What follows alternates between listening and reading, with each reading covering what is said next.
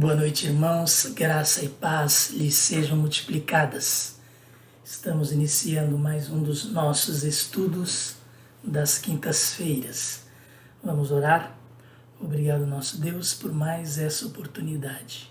Conduz-nos, Senhor, neste estudo. Fala aos nossos corações e ajuda-nos a aplicar aquilo que aprendemos. Em nome de Jesus nós oramos. Amém. Na semana passada nós fomos até o verso 17 de Colossenses 3. Hoje nós vamos dar prosseguimento e terminar este capítulo.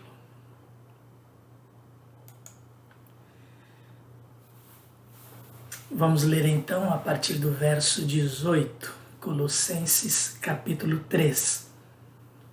Mulheres, sujeitem-se a seus maridos, como convém a quem está no Senhor. Maridos, amem suas mulheres e não as tratem com amargura. Filhos, obedeçam a seus pais em tudo, pois isso agrada ao Senhor. Pais, não irritem seus filhos, para que eles não se desanimem. Escravos, obedeçam em tudo a seus senhores terrenos, não somente para agradar os homens quando eles estão observando, mas com sinceridade de coração, pelo fato de vocês temerem ao Senhor. Tudo o que fizerem, façam de todo o coração, como para o Senhor, e não para os homens, sabendo que receberão do Senhor a recompensa da herança. É a Cristo Senhor que vocês estão servindo. Quem cometer injustiça, receberá de volta a injustiça, e não haverá exceção para ninguém. Na semana passada, então, nós estudamos as orientações práticas que o apóstolo Paulo deu aos Colossenses, depois de, na primeira parte do capítulo 3, ter falado o que nós temos em Jesus em termos de plenitude, ou seja, Jesus conquistou tudo para nós. A parte teórica está na primeira parte do capítulo 3 e depois então vem a parte prática. Paramos na semana passada no verso 17, que de uma certa forma é uma conclusão antes da conclusão final. Por quê? Porque o verso 17 diz assim: tudo o que fizerem, seja em palavra ou em ação, façam-no em nome do Senhor Jesus, dando por meio dele graças a Deus Pai. Foi inclusive bom nós termos parado neste verso 17, em virtude disso. É uma primeira conclusão a este final de capítulo 3 aos Colossenses. Vamos continuar então com esses aspectos práticos de nossa vida, a forma como nós devemos viver, pelo fato de sermos novas criaturas. Verso 18, então, nós lemos assim: mulheres, sujeitem-se a seus maridos, como convém a quem está no Senhor. O termo sujeitem-se aqui, se nós, por exemplo, olharmos Efésios 5, verso 21, nós vamos ver que é uma orientação que o apóstolo Paulo dá a todos nós em termos de sujeitar-nos uns aos outros. Ele diz lá: sujeitem-se uns aos outros por temor a Cristo. Ora, cada um de nós deve se sujeitar aos outros. Então, a partir daqui, nós começamos já a entender que mulheres sujeitarem-se a seus maridos não significa que elas são inferiores, também não significa que eles devam ser os mandões e elas apenas dizerem sim, Não. O homem foi criado por Deus primeiro, a mulher foi criada na sequência, Deus deu a liderança do lar para o homem, mas a mulher é sua parceira. A mulher o auxilia nesta liderança do lar. Como precisa haver um líder, Deus escolheu o homem, mas sujeição aqui não é sujeição, submissão, como se a mulher fosse inferior e tivesse de obedecer ao marido, como se o marido tivesse de dar ordens à mulher. Não é o que o verso diz. Lá então em Efésios 5:21 nós lemos: sujeitem-se uns aos outros por temor a Cristo, como convém a quem está no Senhor. Vai nessa direção o sujeitem-se a seus maridos aqui, do ensino de Paulo para as mulheres. Na escola existe um diretor ou diretora. Aqueles que estão abaixo deles, em termos de cargo, de tarefa, se sujeitam ao diretor, à diretora. Nas empresas, da mesma forma, inclusive em termos hierárquicos. Agora, todos dependem uns dos outros, inclusive, e o diretor-geral de uma empresa não é nada sem o seu funcionário mais simples, porque a empresa não funciona sem os próprios funcionários, não funciona sem nenhum deles. Cada um tem a sua tarefa.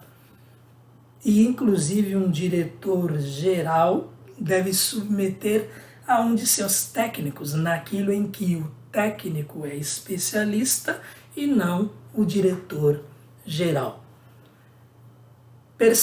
É bom que nós percebamos, daqui a pouco nós vamos lá aos versos 20 e 22, que aos filhos e escravos o ensino é de obediência. O ensino às mulheres não é de obediência a seus maridos. Portanto, vamos encarar esta sujeição como uma questão de liderança importante em todas as instituições, em todas as organizações. Não poderia ser diferente na primeira, criada por Deus para nós, seres humanos. A deturpação dessa questão de sujeição de mulheres a homens, ela aconteceu por causa do pecado. E o que Deus fala à mulher, pelo fato de ela ter pecado e que por causa disso todo o seu desejo seria para o seu marido, aquilo é muito mais uma consequência do pecado, porque tanto homem e mulher não andariam mais de acordo com a vontade de Deus, e sim segundo a sua própria vontade, segundo o seu próprio orgulho, segundo o seu próprio egoísmo, e isto traz sofrimentos. Então, desde a queda do homem, este problema do domínio do homem sobre a mulher é muito, muito mais consequência do pecado.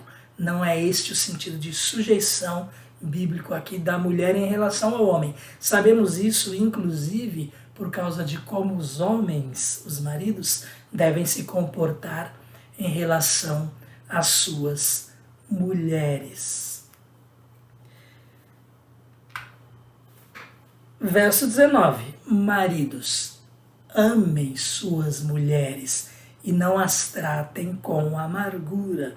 O pecado, a vida antiga do ser humano, ou seja, o velho homem, pode muito bem fazer com que maridos tratem suas mulheres a ponto de elas ficarem amarguradas. Mas, quando nós cremos em Jesus, quando nós entregamos nossas vidas a Ele, Cristo mudou o nosso coração. Percebam, propósito inicial de Deus, mas que é reajustado, consertado, quando nós nos tornamos novas criaturas. Então, o que acontece? O marido que ama sua mulher vai saber tratá-la com honra, com consideração. Inclusive, a sua liderança será uma liderança compartilhada, levando em consideração as opiniões, os sentimentos de sua mulher. Muitas vezes, inclusive, ele vai preferir fazer a vontade dela se eles divergirem. Mas esta é uma saudável liderança, porque a base é o amor. Amor de Cristo, amor de nova criatura. Por isso, então, o apóstolo Paulo diz: maridos, amem suas mulheres e não as tratem com amargura. Liderança, portanto, no modelo de Jesus. E a liderança no modelo de Jesus, ela é exercida em amor, em consideração a outra pessoa, com mansidão, com paciência. Olha aí mais uma vez o caráter de Cristo. A liderança é aceita de bom grado quando é participativa. Ninguém que ama, quando estiver exercendo liderança, vai humilhar o liderado. Vamos pensar nisto e entender exatamente esse relacionamento entre marido e mulher de acordo com o conceito bíblico. Verso 20. Filhos, obedeçam a seus pais em tudo, pois isso agrada ao Senhor. Geralmente eu pergunto: o que significa tudo? E vocês respondem: tudo. É importante, neste caso, entender este tudo, pois há limitações. Obedecer em tudo o que não seja pecado. O apóstolo Paulo, inspirado pelo Espírito Santo, não ensinaria, não orientaria ninguém a obedecer a alguém que lhe esteja mandando pecar, cometer pecado, porque a nossa primeira obediência é ao Senhor, é a Deus. Lembrem-se do que o próprio apóstolo Pedro disse quando lhe falaram: não preguem este nome, não falem acerca de Jesus a ninguém. O que ele disse? Mais importa obedecer a Deus do que aos homens. Então, este obedecer, obviamente, significa obedecer naquilo em que o pai estiver fazendo o seu papel de pai. Ele é a autoridade sobre os filhos. Então, a obediência dos filhos aos pais agrada ao Senhor.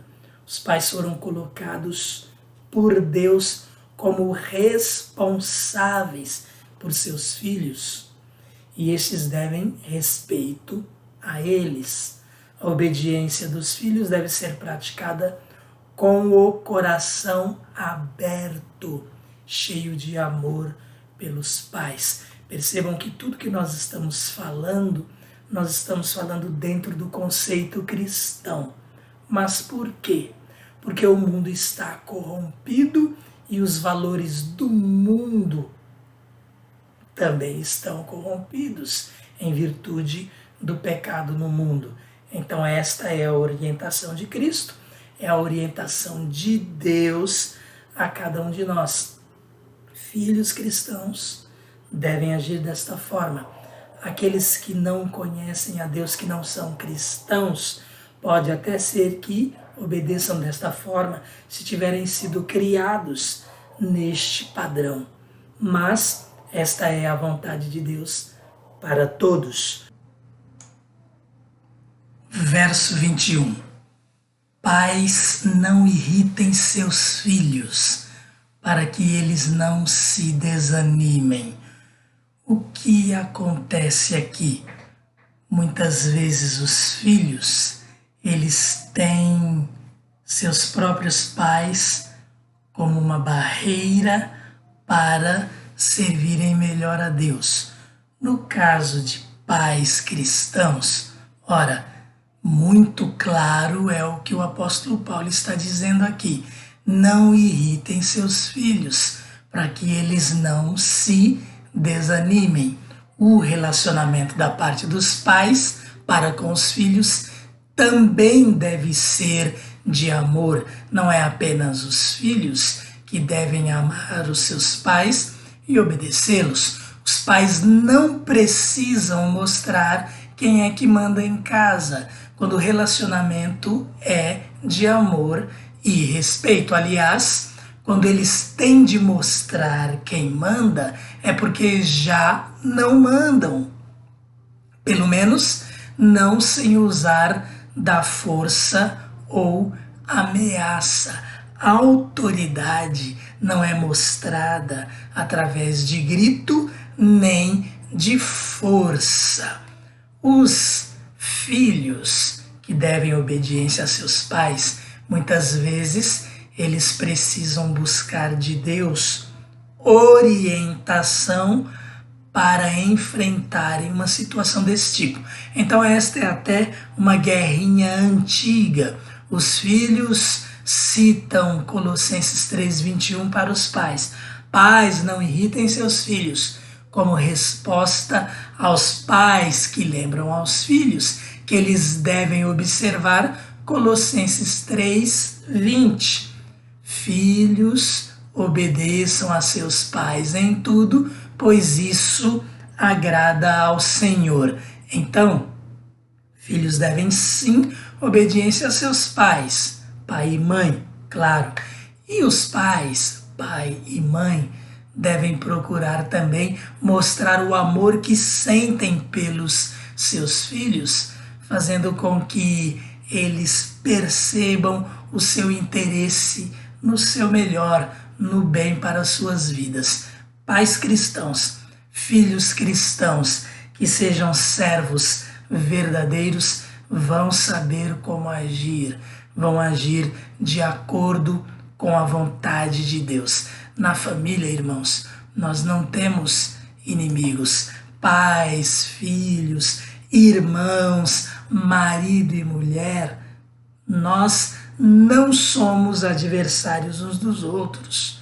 Nós somos família e devemos viver em harmonia. Muitas vezes as desavenças acontecem porque em casa nós temos a liberdade de, pelo fato de conhecermos uns aos outros melhor, de falar aquilo que pensamos, muitas vezes até sem ter o devido cuidado se vamos ou não ferir marido, esposa, filho, irmão. Muitas vezes não tomamos cuidado com nossas palavras. Então, o que vale para as outras pessoas vale talvez até mesmo muito mais em casa. Se somos pessoas cuidadosas e que vivem em amor para com os de fora, principalmente com os de casa, devemos também viver destas coisas. Então, filhos devem sim se submeter, obedecer aos seus pais. E pais, obviamente, como pais cristãos, devem amar os seus filhos e zelar pelo seu crescimento, pela sua maturidade. Verso 22. Escravos, obedeçam em tudo a seus senhores terrenos, não somente para agradar os homens quando eles estão observando, mas com sinceridade de coração, pelo fato de vocês temerem ao Senhor. Era muito comum essa condição social, a do escravo e a do senhor. Paulo está escrevendo primeiramente para aquela época. Seus escritos valem para os nossos dias, porque a palavra de Deus, o apóstolo Paulo, foi inspirado pelo Espírito Santo. Porém, bem em termos aqui contextuais, históricos, era comum esse regime de escravidão. Paulo não está aqui escrevendo sobre a escravidão, se é certo, se é errado, se deve existir, se não deve existir. Ele estava naquele contexto. Ele está apenas dando orientações porque havia crentes em Jesus Cristo na condição de escravos e havia crentes em Jesus Cristo na condição de donos, senhores, de escravos. A Bíblia, claro, quando bem examinada, nós vamos perceber que essa não é a vontade de Deus para ninguém. Mas Paulo não está tratando disto aqui. E isto não significa que ele validava a escravatura. Então, nos nossos dias, nós devemos entender o que está sendo dito aqui, aplicando aos nossos dias, aos nossos momentos. Quem trabalha, trabalha para alguém. Existe um patrão, existe um empregado, existe um senhor e existe aquele que presta serviços a seu senhor. Nesse sentido profissional, vamos trazer para os nossos dias. Então a escravidão era a realidade naquela cultura, na cultura da época. Paulo não está discutindo a questão social. Legalmente o escravo pertencia a seu senhor. Olha, em termos de lei, o escravo pertencia a seu senhor. Esta era a realidade. O escravo cristão deveria ser honesto e não ir contra as leis da época, não causar confusão nesse sentido. Inclusive, essa questão da sociedade, à medida em que os tempos vão avançando, as conquistas, elas vão acontecendo aos poucos.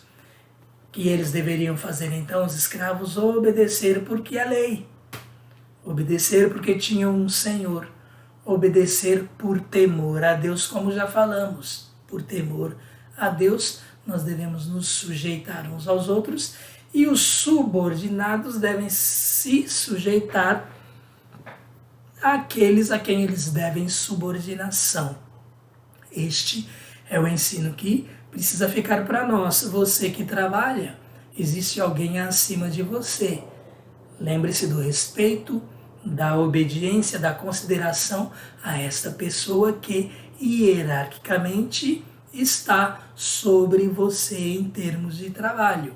Respeite-o, respeite-a. Olha, pode ser homem ou mulher. A questão aqui é de posição em termos de tarefa. Portanto, não há realmente distinção. Escravos e patrões, escravos e senhores, no nosso caso aqui, trabalhadores nos seus mais diversos níveis, se relacionando com seus superiores hierárquicos. Isso não significa que eles são superiores em termos de pessoas. Isto não existe. Todos são iguais perante Deus. Ninguém é mais importante do que ninguém. Estamos já bastante acostumados a falar sobre isto na palavra de Deus. Ele, Deus, não faz acepção de pessoas e é assim que Ele nos ensina também a sermos. Não fazermos distinção, discriminação, separação de pessoa para pessoa.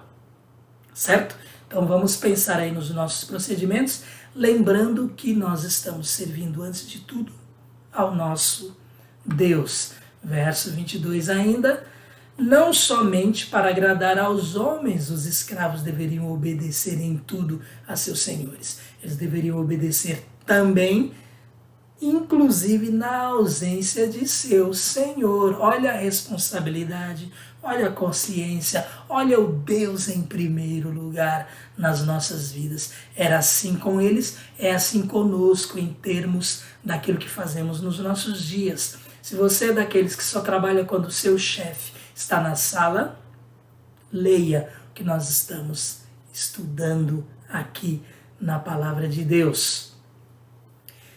Com sinceridade de coração, ou seja, sem hipocrisia, de boa vontade, sem desejar o mal a seu senhor. No nosso caso, aqueles a quem devemos obediência hierárquica. Nos nossos dias, portanto, podemos aplicar esse ensinamento ao nosso relacionamento de subordinados para com nossos superiores, nossos chefes, gerentes, diretores, assim por diante. Relacionamento empregado-patrão e vai por aí afora. Verso 23. Mais uma vez aqui, assim como no verso 17, nós temos uma semi-conclusão. Tudo que fizerem, façam de coração. Aí sim, tudo o quê? Tudo. Aqui, tudo significa tudo, porque está falando das coisas que nós fazemos e que são aprovadas por Deus, inclusive de coisas para serem aprovadas por Deus.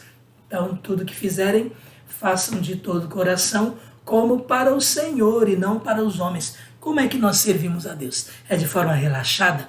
Quando estivermos servindo ao nosso próximo, seja lá em que condição for, seja na condição de exercer misericórdia, de cuidar de alguém, de ajudar alguém, devemos fazer como se fosse para o Senhor, ou seja, o nosso melhor, como também quando estamos trabalhando, que estivermos fazendo para os nossos patrões, façamos dedicando aquilo ao Senhor. Quem sabe, inclusive, poderemos ganhar essas pessoas para Cristo.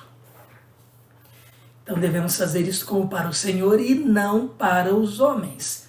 A submissão da mulher ao marido, a obediência de filhos aos pais, a obediência de empregados a patrões e tudo que fizermos deve ser feito de coração, como se estivéssemos fazendo para Jesus. Verso muito significativo para você e para mim, para todos nós. Isto é Bíblia na prática, não é teoria. É assim que nós precisamos viver. Verso 24, uma continuação do verso 23. Tudo que fizerem, façam de todo o coração, como para o Senhor e não para os homens, sabendo que receberão do Senhor a recompensa da herança. É a Cristo Senhor que vocês estão servindo. Nós sabemos que somos salvos pela graça, por meio da fé. Ou seja, não é por merecimento. Mas nós sabemos também, a Bíblia nos mostra isso, que o julgamento é pelas obras, é pelo que nós fazemos, embora a sentença seja pela entrega de nossa vida a Jesus. Seja porque nós cremos naquilo que Jesus fez por nós e não pelas obras que praticamos. Mas nós sabemos, é obrigação nossa, inclusive pela obediência, pelo amor e gratidão que devemos a Deus, fazer o nosso melhor. Então, Paulo alerta aí, sabendo que vocês vão receber do Senhor a recompensa da herança. E olha, essa recompensa da herança aqui são galardões mesmo. A diferenciação de como nós servimos a Deus neste mundo será retratada lá como recompensa, maior ou menor, dependendo de como nós agimos aqui. Todos somos servos, é a Cristo que servimos. Jesus ensina sobre o servo bom e fiel e sobre o servo negligente e mau. Então vamos ficar alertas em relação a isto, para que por Deus sejamos tomados na eternidade como servos bons e fiéis, que tenhamos feito tudo para agradar o nosso Deus. E terminando assim o capítulo, verso 25.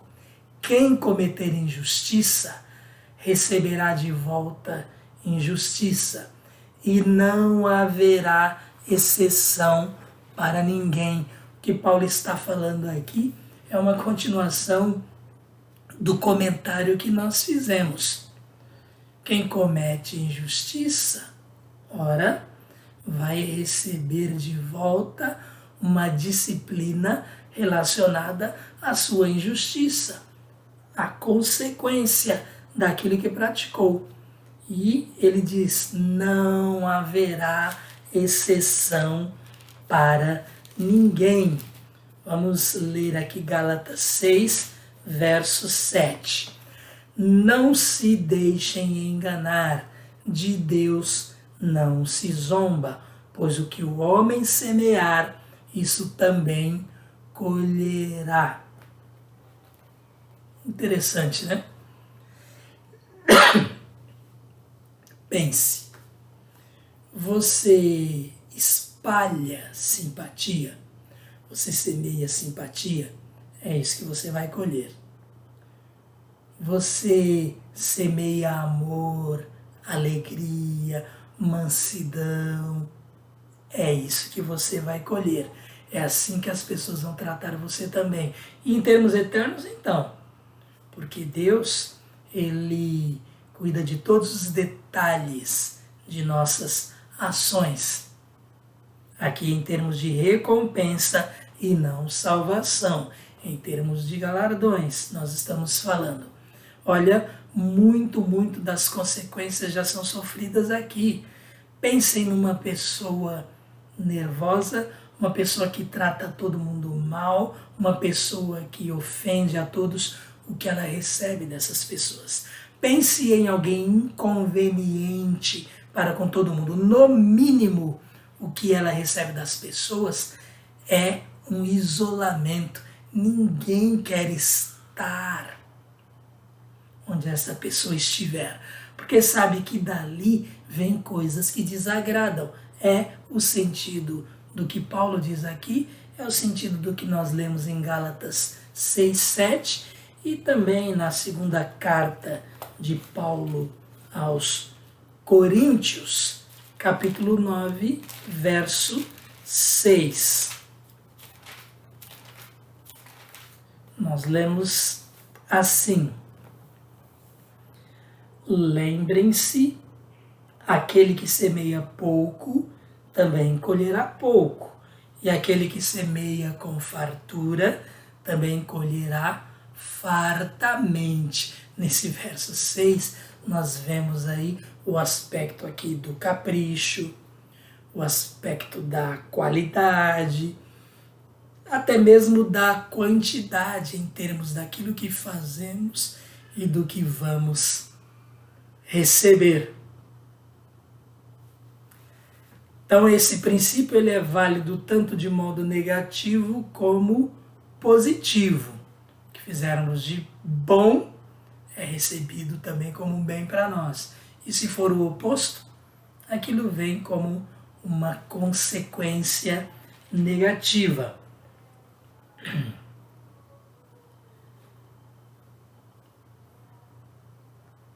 Verso 8, por exemplo, de Gálatas 6, verso 8 e 9, nós lemos assim: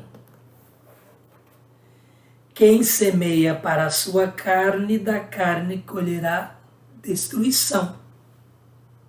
Mas quem semeia para o Espírito, do Espírito colherá a vida eterna. Então, se nós vivemos de acordo com o Espírito, que nós vamos colher.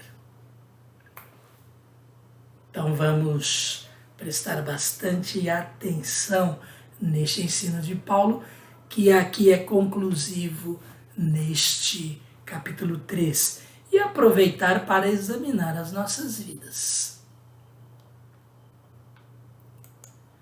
Vamos aproveitar para fazer aí um exame de consciência, um levantamento das nossas vidas, das nossas ações, o que nós temos feito, como temos agido e reagido às pessoas de acordo com o padrão de Cristo.